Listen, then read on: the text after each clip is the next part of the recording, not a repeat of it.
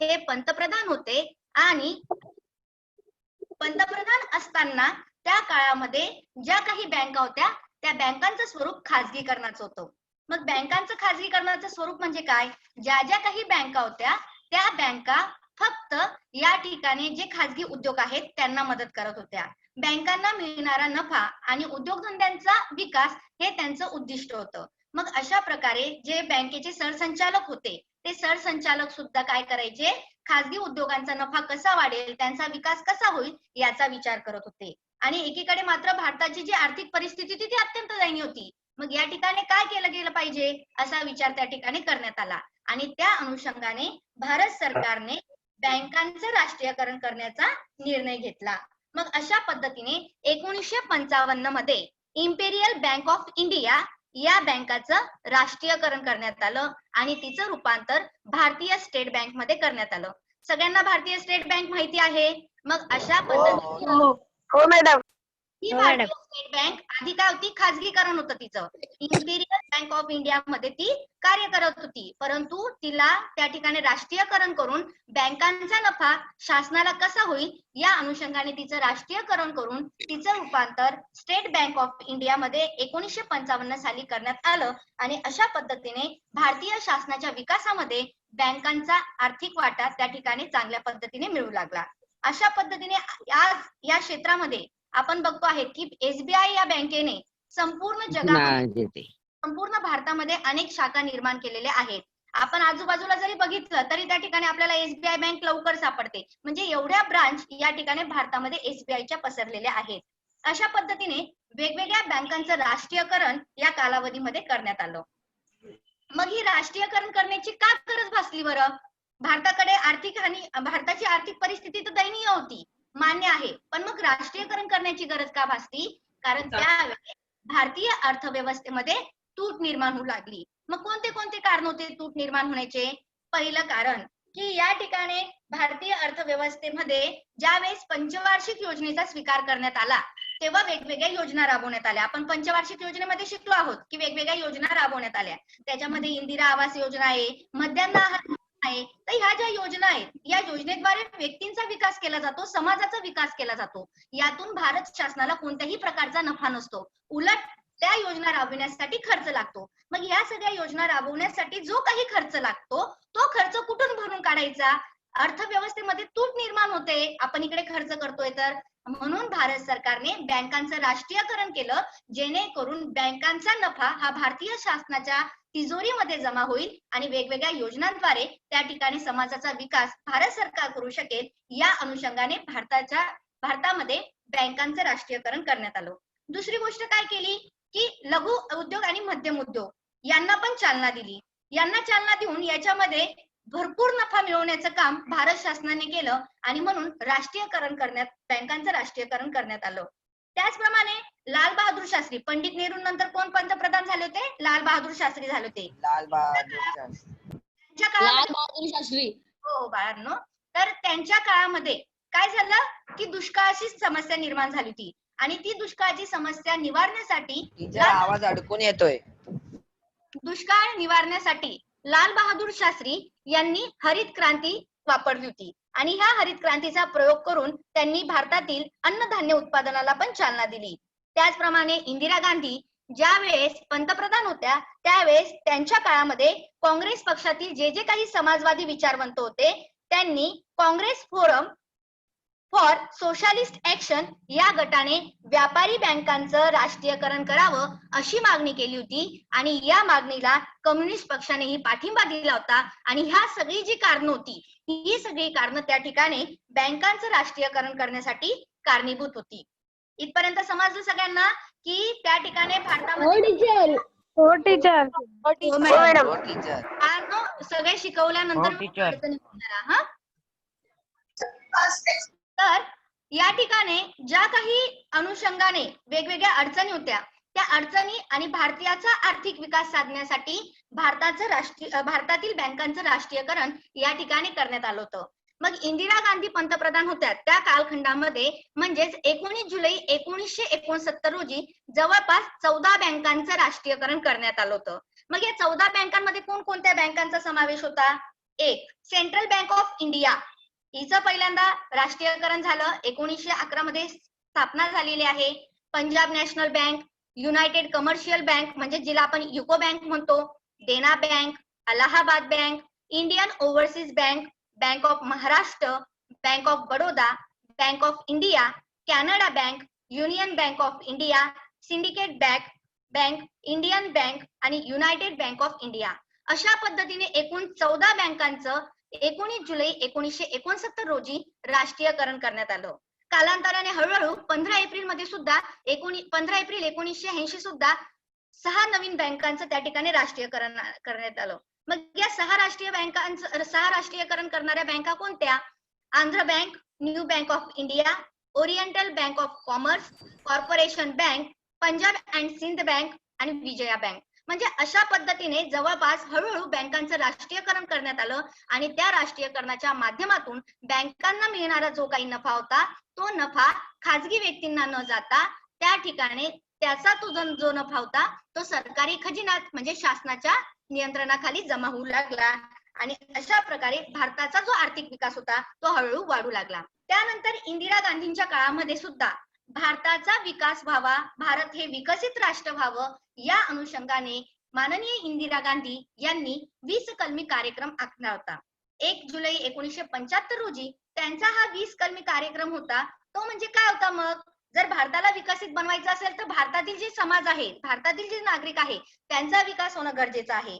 या अनुषंगाने हे 20 कलमी कार्यक्रम म्हणजे गरिबी हटाव, जनशक्ती, सर्वांना घर उपलब्ध करून देणे, ग्रामीण सडक योजना, सर्वांसाठी शिक्षण, महिला कल्याण, किसान मित्र, स्वच्छ पेयजल योजना, सर्वांसाठी आरोग्य, ई शासन, बाल कल्याण, श्रमिक कल्याण, सामाजिक सुधारणा, ग्रामीण ऊर्जा, मागास भागांचा विकास साधणे, युवा विकास, झोपडपट्टींच्या सुधारणा, खाद्य सुरक्षा योजना, पर्यावरण संरक्षण आणि वनवृद्धी आणि शेवटी म्हणजेच काय की अनुसूचित जाती जमाती जे मागासलेले समाज आहे अशा अनुसूचित जाती जमाती आणि अल्पसंख्याक यांचं कल्याण साधणे. अशा प्रकारे हे जे 20 कलमी कार्यक्रम होते ते त्यांनी हाती घेतले जेणेकरून भारतातील प्रत्येक नागरिकाच्या विकासाबरोबर देशाचा विकास होईल. या अनुषंगाने 1 जुलै 1975 रोजी 20 कलमी कार्यक्रम या ठिकाणी इंदिरा गांधींनी निर्माण केला.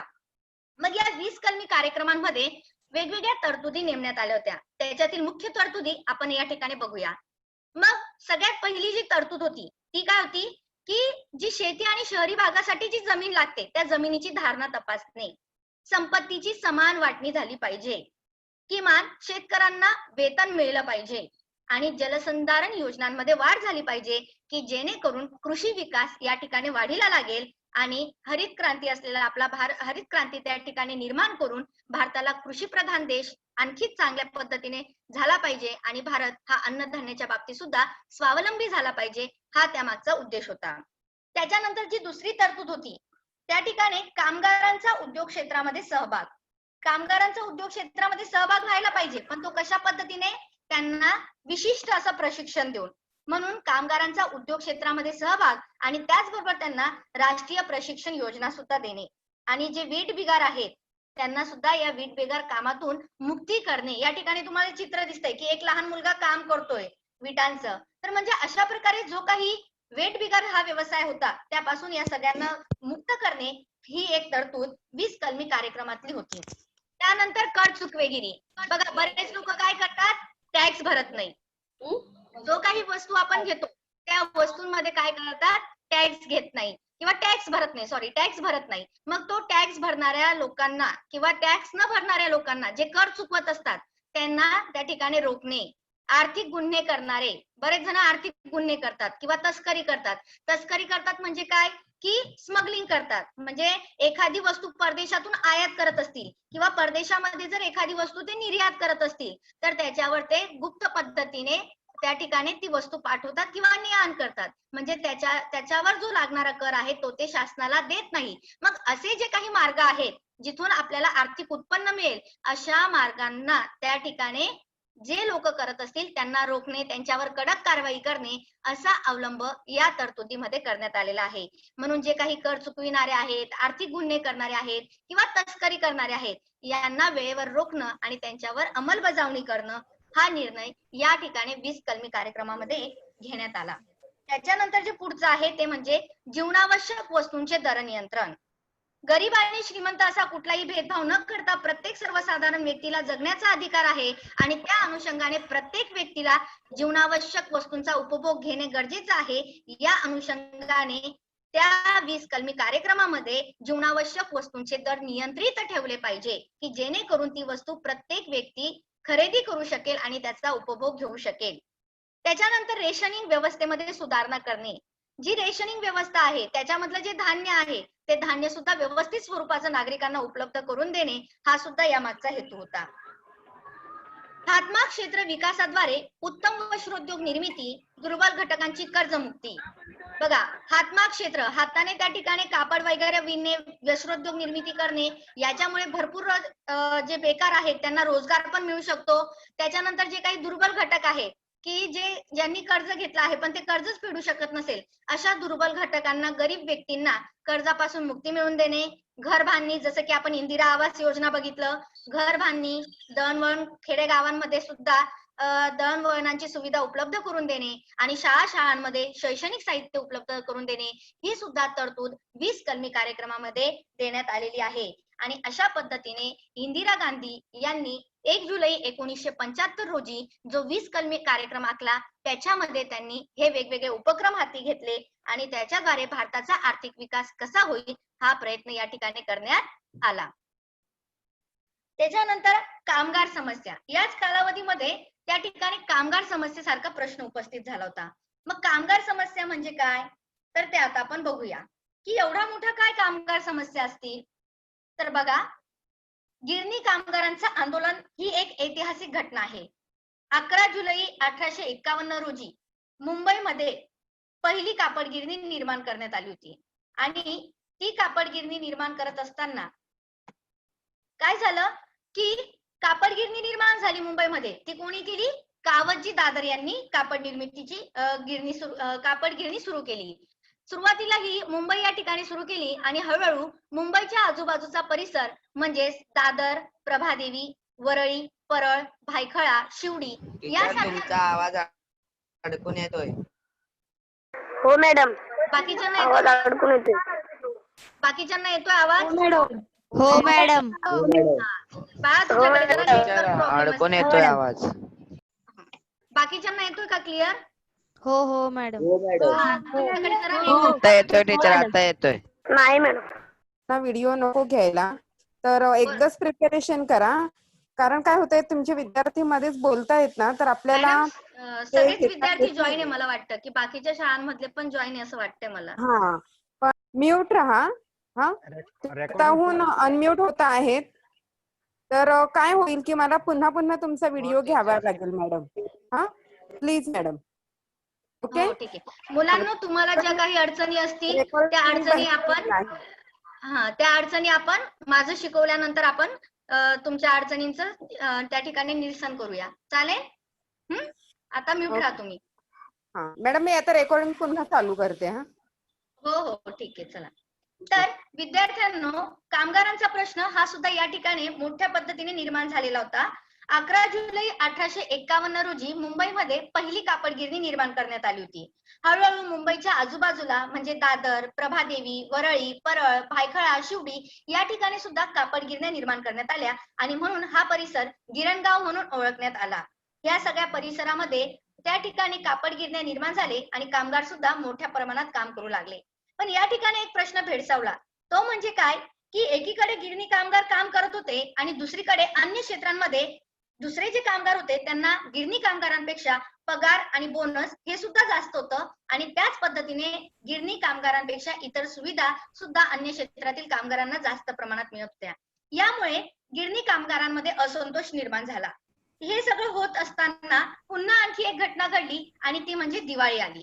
दिवाळीच्या वेळेस गिरणी कामगारांनी 20% बोनस त्या ठिकाणी गिरणी मालकाकडून मागितला. त्यावेळेस मात्र जे कामगारांचे प्रतिनिधित्व करणारे राष्ट्रीय मिल मजदूर संघ होता, या राष्ट्रीय मिल मजदूर संघाने काय केला की जो काही गिरणी मालक होता त्याच्याशी वाटाघाटी करून बोनसचं प्रमाण हे 8 ते 17% केलं. आणि अशा वेळेस त्या राष्ट्रीय मिल मजदूर संघाचे जे लीडर होते त्यांनी या ठिकाणी कोणत्याही गिरणी कामगारांशी त्या ठिकाणी चर्चा केली नाही किंवा त्यांना विश्वासात घेतलं नाही आणि त्यामुळे जे गिरणी कामगार होते त्यांच्यामध्ये आणखीनच त्या ठिकाणी असंतोष निर्माण झाला आणि त्यांनी त्या ठिकाणी संप करण्याचं ठरवलं. मग या संपाचं नेतृत्व कोणाला द्यायचं हा विचार त्या ठिकाणी ते करू लागले आणि या अनुषंगाने ते डॉक्टर सामंत, दत्ता सामंत यांच्याकडे गेले. डॉक्टर दत्ता सामंत यांना सर्व परिस्थिती सांगितली, त्यांना विनंती केली की आम्ही जो संप करीत आहोत, आम्ही जो आंदोलन करत आहोत त्याचं नेतृत्व तुम्ही स्वीकारावं आणि म्हणून या गोष्टीला डॉक्टर दत्ता सामंत यांनी होकार दिला आणि त्या ठिकाणी त्यांनी या संपाचं नेतृत्व केलं. त्यानंतर मग कामगार संप तर निर्माण झाला, परंतु ज्या वेळेस डॉक्टर दत्ता सामंत यांनी या ठिकाणी आंदोलनाचं नेतृत्व करायला सुरुवात घेतली त्यावेळेस त्यांचा पाठिंबा 65 गिरण्या त्या ठिकाणी आणि 65 गिरण्यांमधील जवळपास 2.5 लाख कामगार हे संपावर गेले आणि अशा प्रकारे आम्हाला पगार वाढवून मिळावा, इतर सेवा सुविधा उपलब्ध करून द्याव्या या अनुषंगाने मोठ्या प्रमाणात 18 जानेवारी 1982 रोजी संप पुकारण्यात आला आणि यामध्ये जवळपास 2.5 लाख कामगारांचा समावेश होता. हे सगळं करत असताना न्याय मिळवण्यासाठी जवळपास त्यांनी लढा दिला आणि त्यावेळेस सगळ्या गिरण्या बंद होत्या, जणू काही मुंबईचं हृदयच बंद पडलं होतं अशी परिस्थिती त्या ठिकाणी निर्माण झालेली होती. म्हणून त्यावेळेचे मुख्यमंत्री श्री बॅरिस्टर अंतुले यांनी काय केलं की त्या ठिकाणी त्रिपक्षीय समिती नेमली. ती त्रिपक्षीय समिती नेमल्यानंतर काही कालावधीमध्येच मुख्यमंत्री बदलले आणि श्री बाबासाहेब भोसले हे मुख्यमंत्री झाले. या मुख्यमंत्र्यांनी काय केलं की मी जे काही बोलेल, मी जी काही चर्चा करेल ती फक्त राष्ट्रीय मिल मजदूर संघाशीच बोलणं करेल, बाकी कोणाशीही बोलणं करणार नाही असा कायदा त्यांनी त्या ठिकाणी स्थापन केला.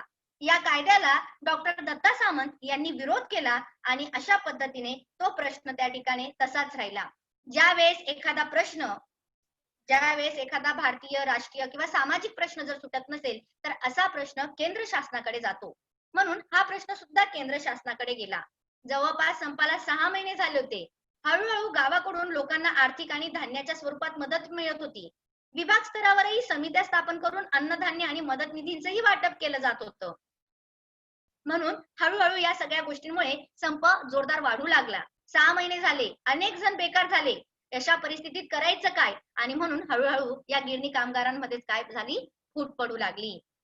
त्याच्यातून 1 लाख लोक बाजूला झाले आणि फक्त आता संपाला लोक उरली होती 1.5 लाख. सगळ्या हाल अपेष्टा सुरू होती. लोकांनी त्या ठिकाणी जेल भरो आंदोलन सुद्धा केले आणि 1982 मध्ये पूर्ण महाराष्ट्र विधानसभेवर 1.5 लाख कामगारांचा मोर्चा त्या ठिकाणी नेण्यात आला. परंतु त्याचाही काही उपयोग झाला नाही आणि हळूहळू 6 महिन्यांच्या ऐवजी 1 वर्ष हे गिरणी कामगारांचा संप सुरू होता. आणि यात सगळेच जे संपाची लोक होती ती हळूहळू त्यांच्यामध्ये तूट पडून, त्यांच्यामध्ये भेद पडून हळूहळू काही जण कामाला जात होते, काही जण घरीच होते. म्हणजे अशा प्रकारे हा जो गिरणी कामगारांचा जो आंदोलन होतं किंवा जो संप होता तो हळूहळू अयशस्वी झाला. त्यातच आणखी एक भर पडली की पॉलिस्टर कापड आले आणि पॉलिस्टर कापड आल्यानंतर जे मुंबईतील गिरणी कापड होतं त्या कापडाला काय झाली, मागणी कमी झाली आणि त्याच्यामुळे मुंबईमधील जेवढे कापड गिरण्या होत्या त्यांचं स्थलांतर कुठे झालं, गुजरात आणि सुरत मध्ये आणि मुंबईतील गिरणी त्या ठिकाणी बंद पडल्या.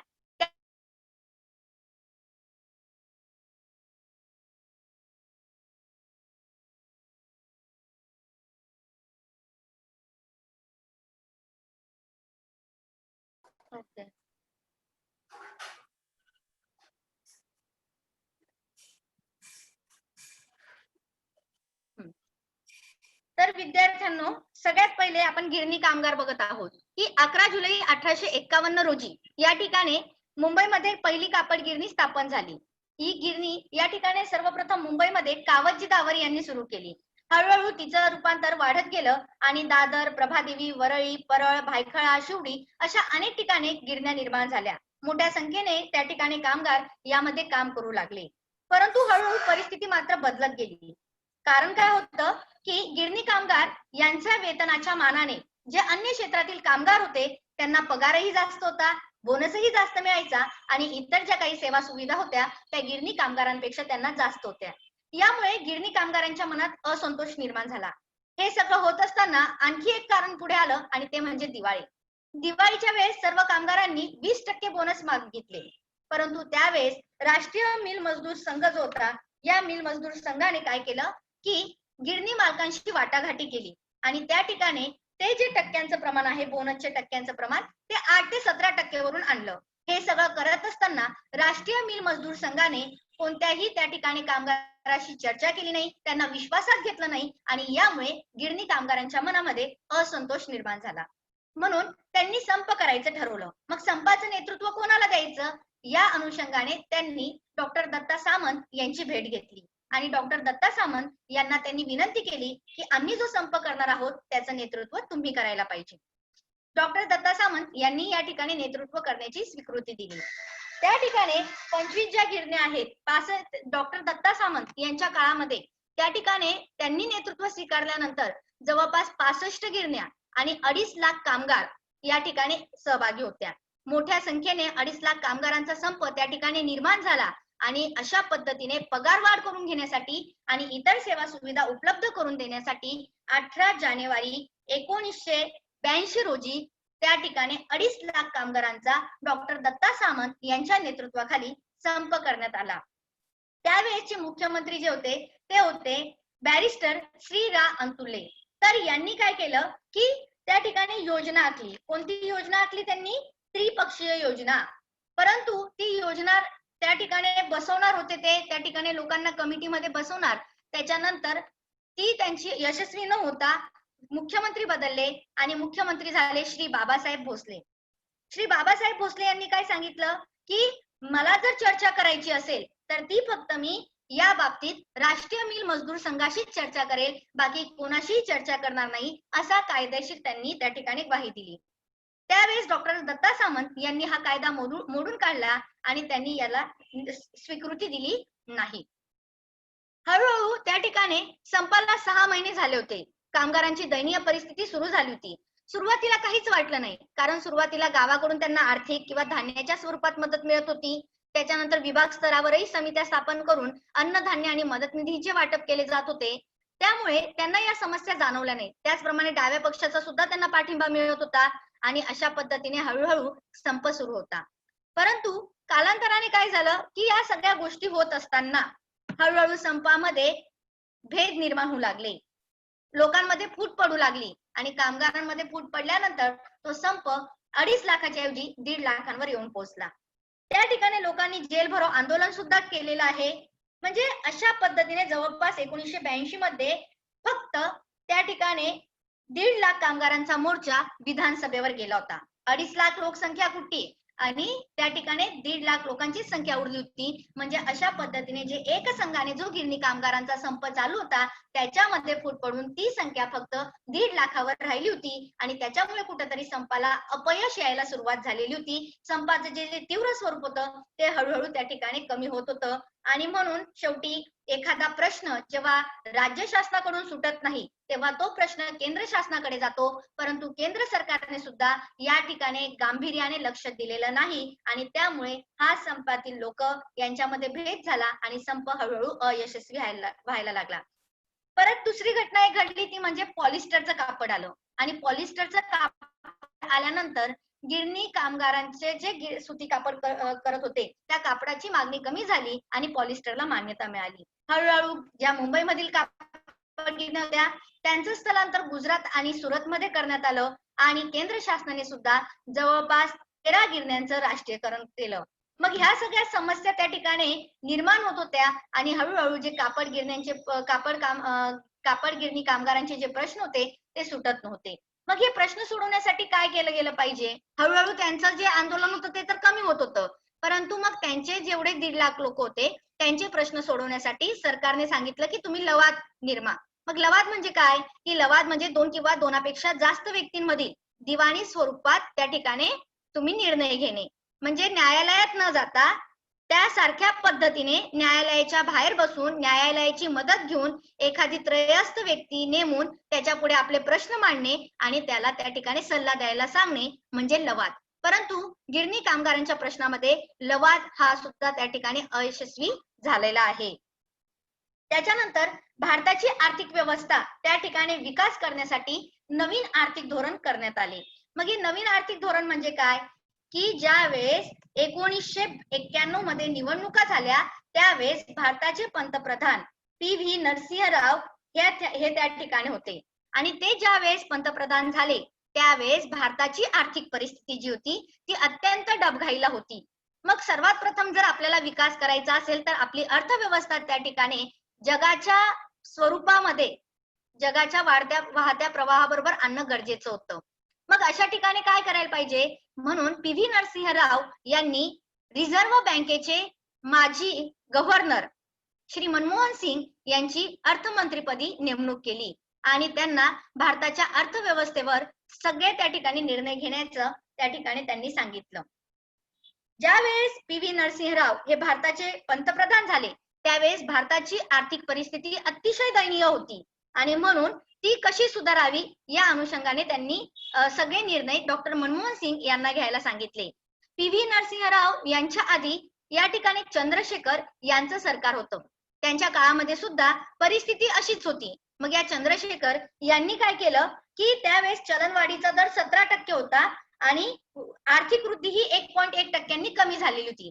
त्यामुळे काय झालं की ज्या वस्तू होत्या जीवनावश्यक वस्तू त्यांच्या किमती सुद्धा त्या ठिकाणी वाढवल्या गेल्या होत्या, म्हणून हे सर्वसामान्यांना परवडणारं नव्हतं. मग त्यानंतर जे कर्ज झालेलं होतं ते कर्ज कसं निवारायचं, म्हणून चंद्रशेखर यांनी काय केलं की भारतीय खजिन्यामधलं जे काही सोनं आहे ते सोनं अर्ध विकलं आणि अर्ध काय केलं त्यांनी गहाण ठेवलं आणि जे परकीय काही कर्ज होतं ते त्यांनी नील केलं. त्यांच्या आधी जे पंतप्रधान होते ते या ठिकाणी विश्वनाथ प्रताप सिंग होते. यांनी काय केलं त्यांच्या कालावधीमध्ये की जे शेतकरी होते अशा सगळ्या शेतकऱ्यांचं कर्ज जवळपास 10,000 कोटी होतं आणि ते त्यांनी माफ केलं आणि त्याच्यामुळे भारतीय अर्थव्यवस्थेवर ताण पडला होता. म्हणजे अशा सगळ्या ज्या गोष्टी कारणीभूत होत्या त्याच्यामुळे भारतीय अर्थव्यवस्था कुठेतरी डबघाईला आली होती आणि ती सगळं सुधारणं आणि तिला जगाच्या प्रवाहात आणणं हे मोठं त्या ठिकाणी काम होतं. मग हे करण्यासाठी त्यांनी मनमोहन सिंग यांची अर्थमंत्री म्हणून नियुक्ती केली. त्याचप्रमाणे त्या काळामध्ये भारताची जी गोष्ट आहे त्या ठिकाणी केंद्र आणि राज्य सरकारचं जर एकत्रित अंतर्गत कर्जाचं स्थूल उत्पन्न आपण बघितलं तर ते सुमारे 55% होतं कर्जाच्या मानाने आणि त्याच कालावधीमध्ये भारतावर कर्ज होतं परकीय देशांचं. 1980 आणि 1981 मध्ये ते कर्ज $2,350 कोटी होतं आणि तेच 10 वर्षामध्ये म्हणजे 1990-91 मध्ये तेच कर्ज $8,380 कोटी एवढं गेलं आणि अशा प्रकारे भारतावर कर्जाचा डोंगर त्या ठिकाणी निर्माण झाला आणि भारताकडे त्यावेळेस फक्त $100 होते, $100 कोटी होते. बघा, कर्ज आपल्यावर 2,350 कोटी ते वाढून 8,380 कोटी झालं आणि एखाद्या गोष्टी आणण्यासाठी सुद्धा भारताकडे पैसे नव्हते, म्हणजे भारतामध्ये फक्त $100 कोटी उरलेले होते. मग हे सगळं त्या ठिकाणी परिस्थिती भयानक निर्माण झालेली होती. अर्थव्यवस्था पूर्णपणे डबघाईला आली होती आणि त्याच्यातून उभं राहणं हे एक आव्हानात्मक परिस्थिती होती आणि त्या परिस्थितीवर मात करण्यासाठी PV नरसिंह राव यांनी डॉक्टर मनमोहन सिंग यांची अर्थमंत्रीपदी नियुक्ती केली. याच कालावधीमध्ये तेलाच्या वाढलेल्या किमती या गोष्टीचाही त्या ठिकाणी जबाबदार होत्या. या ठिकाणी झालं काय की इराकने कुवेतवर आक्रमण केलं आणि तेलाच्या किमती वाढवल्या. त्यामुळे तेलाच्या वाढत्या किमती सुद्धा भारतावर त्या ठिकाणी सहन झाल्या नाही.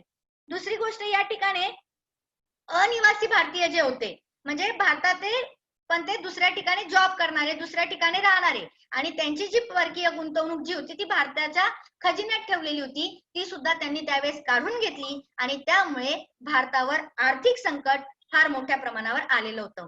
मग हे सगळं सुधारण्यासाठी तुम्हाला माहितीच आहे की PV नरसिंह राव यांनी अर्थमंत्री म्हणून डॉक्टर मनमोहन सिंग यांची नियुक्ती केली. परंतु त्यावेळेस डॉक्टर मनमोहन सिंग ह्या सगळे दोष काढण्यासाठी आणि अर्थव्यवस्था सुधारण्यासाठी त्यांनी उपाययोजना केल्या. त्या उपाययोजनांनाच आपण करेक्टिव्ह मेजर्स असंही म्हणतो. मग मनमोहन सिंग यांनी कोणत्या उपाययोजना केल्या? त्यांनी सगळ्यात पहिले परकीय गुंतवणुकीवरचे जे काही निर्बंध होते ते निर्बंध काढून टाकले. उद्योग क्षेत्रामध्ये जो काही परवाना म्हणजे लायसन पद्धती होती ती फक्त 18 उद्योगांपुरताच त्यांनी मर्यादित केली. जे काही सार्वजनिक उद्योग होते त्यांच्यामध्ये वाढता तोटा किंवा त्यांची जी कार्यक्षमता होती हे लक्षात घेऊन सार्वजनिक क्षेत्र सुद्धा त्यांनी खाजगी उद्योजकांना खुले करून दिले. शेअर बाजारामध्ये नियंत्रण आणण्यासाठी 31 मार्च 1992 मध्ये सेबीची स्थापना त्यांनी केली. सेबी म्हणजे securities and exchange board of India यांची त्यांनी स्थापना केली. त्यानंतर नॅशनल स्टॉक एक्सचेंजचे संगणकीकरण करण्यात आले आणि अशा प्रकारे हे सगळे बदल करून भारतीय अर्थव्यवस्थेचा विकास या ठिकाणी डॉक्टर मनमोहन सिंग यांनी करून आणलेला आहे. डॉक्टर मनमोहन सिंग यांच्या पहिल्या अर्थमंत्री पदाच्या कारकिर्दीतच त्यांनी भारतातील परकीय गुंतवणूक वाढवली. भारताने बँक ऑफ इंग्लंड मध्ये गहाण ठेवलेले जे काही सोनं होतं ते सगळं सोनं त्यांनी परत घेऊन आले. म्हणजे बघा, ज्या ठिकाणी आपल्याकडे फक्त 100% डॉलर्स होते ते 100% डॉलर्स त्यांनी ते वाढवलेच, परंतु जे गहाण ठेवलेलं सोनं होतं ते सुद्धा त्यांनी बँक ऑफ इंग्लंड जे होतं त्या इंग्लंड देशातून सुद्धा आपलं सोनं त्यांनी परत आणलं. यासाठी भांडवलदार वर्ग आणि मध्यम वर्गाचा चांगला पाठिंबा त्या ठिकाणी भारत सरकारला मिळालेला आहे. सरकारने दूरसंचार क्षेत्र खुले केल्यामुळे मोबाईल फोन सेवा सुद्धा आपल्याला उपलब्ध झाली आहे आणि अशा प्रकारे डॉक्टर मनमोहन सिंग यांनी जागतिक व्यापार संघटनेच्या करारावर सह्या केल्या आणि खाजगीकरण, उदारीकरण आणि जागतिकीकरण याला मान्यता दिली. मग खाजगीकरण म्हणजे काय की ट्रेड ऑर्गनायझेशन ज्या जागतिक व्यापार संघटनेवर डॉक्टर मनमोहन सिंग यांनी सह्या केल्या त्या संघटनेविषयी आपण थोडी माहिती घेऊया. भारताने 1955 मध्ये वर्ल्ड ट्रेड ऑर्गनायझेशन म्हणजेच WTO जागतिक व्यापार संघटना यामध्ये 1995 साली सदस्यत्व स्वीकारलं. भारताने सदस्यत्व स्वीकारल्यानंतर त्या ठिकाणी वेगवेगळ्या अनुषंगाने भारताचा हळूहळू विकास होऊ लागला.